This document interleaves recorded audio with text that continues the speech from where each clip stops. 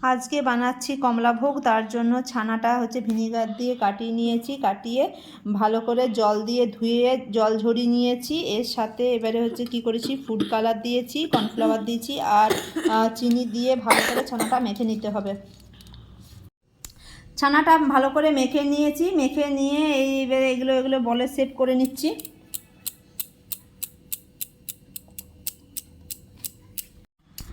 রসগোল্লার বলগুলো তৈরি করে নিয়েছি।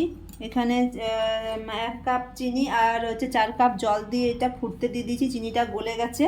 এতে অরেঞ্জ জুস দিয়ে দিচ্ছি। এতে একটা ছাড়িয়ে রেখেছি এলাচ, সেই এলাচ আর ফুড কালার দিয়ে দিচ্ছি।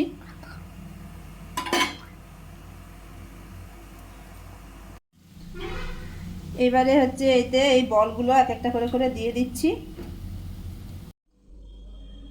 আমার কমলাভোগগুলো হয়ে গেছে। এরপরে আরও 10 মিনিট ঢাকা দিয়ে রাখবো, তারপরে এবারে সার্ভ করে নেব।